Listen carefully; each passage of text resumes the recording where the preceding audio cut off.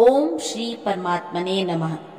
श्रीमद् भगवत गीता प्रथम अध्याय हिंदी में। धृतराष्ट्र बोले, हे संजय, कर्म भूमि कुरुक्षेत्र में एकत्रित युद्ध की इच्छा वाले मेरे और पांडु के पुत्रों ने क्या किया?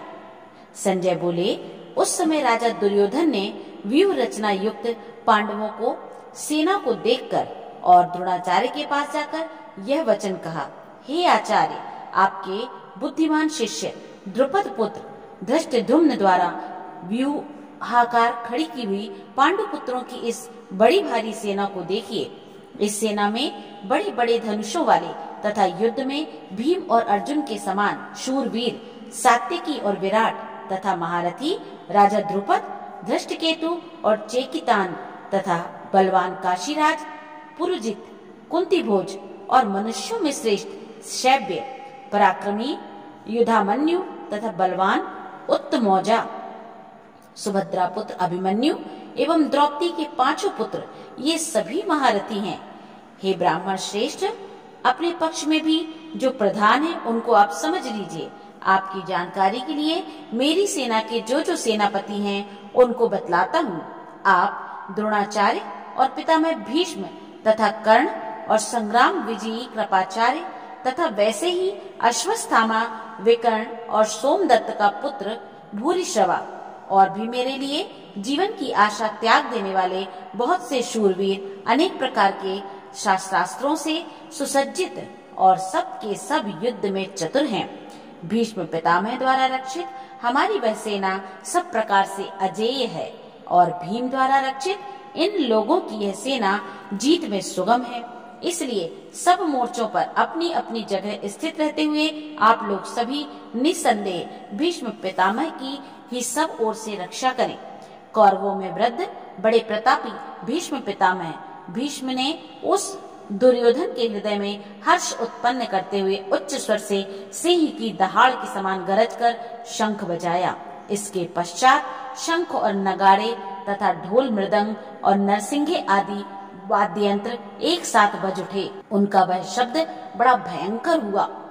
इसके अनंतर सफेद घोड़ों से युक्त उत्तम रथ में बैठे हुए श्री कृष्ण महाराज और अर्जुन ने भी अलौकिक शंख बजाए। श्री कृष्ण महाराज ने पंचजन्य नामक, अर्जुन ने देवदत्त नामक और भयानक कर्म वाले भीमसेन ने पौंड्र नामक महाशंख बजाया। कुंती पुत्र राजा युधिष्ठिर ने अनंत विजय नामक और नकुल तथा सहदेव ने सुघोष और मणिपुष्पक नामक शंख बजाए।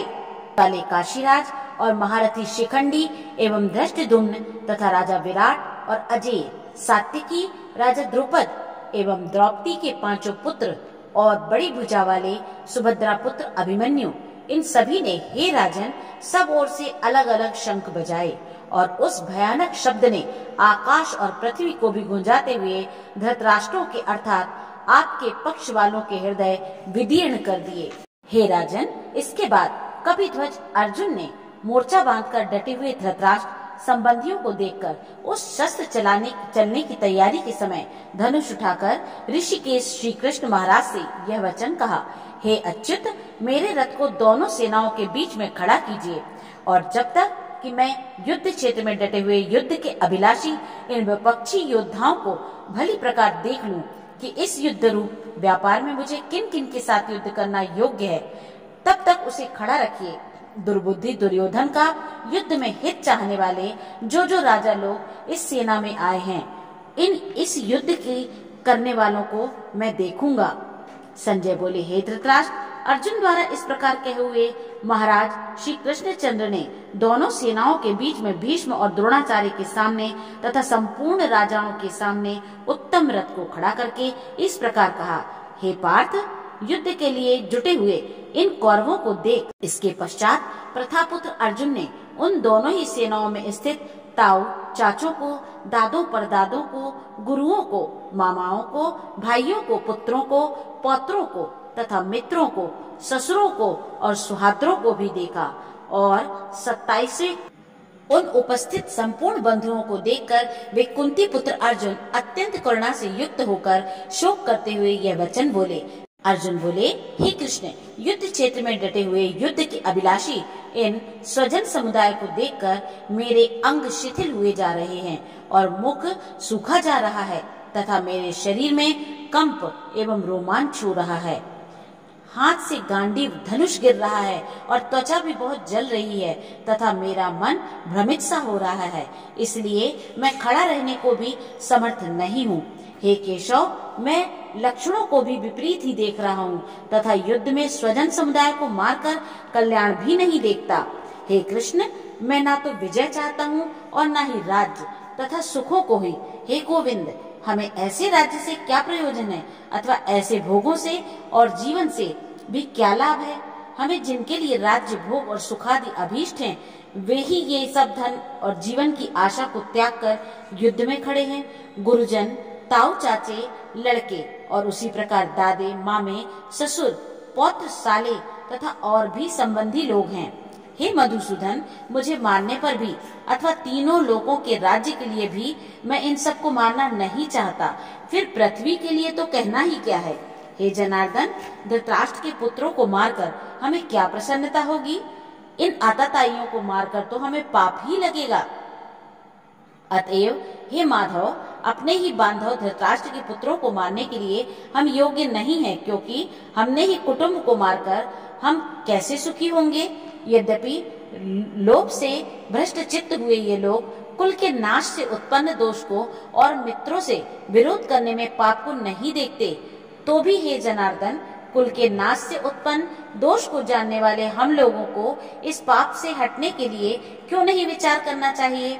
कुल के नाश से सनातन कुल धर्म नष्ट हो जाते हैं। धर्म के नाश हो जाने पर संपूर्ण कुल में पाप भी बहुत फैल जाता है। हे कृष्ण, पाप के अधिक बढ़ जाने से कुल की स्त्रियां अत्यंत दूषित हो जाती हैं और हे वार्ष्णेय, स्त्रियों के दूषित हो जाने पर वर्ण संकर उत्पन्न होते हैं। वर्ण संकर कुल घातियों को और कुल को नरक में ले जाने के लिए ही होता है। लुप्त हुई पिंड और जल की क्रिया वाले अर्थात श्राद्ध और तर्पण से वंचित इनके पितर लोग भी अधोगति को ही प्राप्त होते हैं।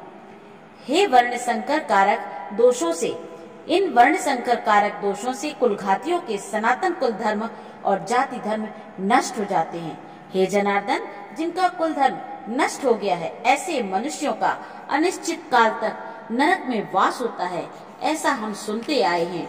हाँ शोक, हम लोग बुद्धिमान होकर भी महान पाप करने को तैयार हो गए हैं, जो राज्य और सुख के लोभ से स्वजनों को मारने के लिए उद्यत हो गए हैं। यदि मुझ शस्त्र रहित एवं सामना न करने वाले को शस्त्र हाथ में लिए हुए धृतराष्ट्र के पुत्र रण में मार डाले, तो वह मारना भी मेरे लिए अधिक कल्याणकारक होगा।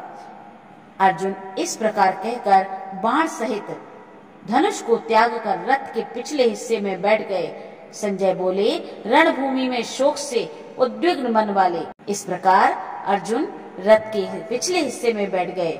ओम तत्सदिति। श्रीमद् भगवत गीता सूपनिषस्तु ब्रह्म विद्यायाम योग शास्त्रे श्री कृष्णार्जुन संवादे अर्जुन विषाद योगो नाम प्रथमो अध्याय समाप्त। बोलो श्री कृष्ण भगवान की जय।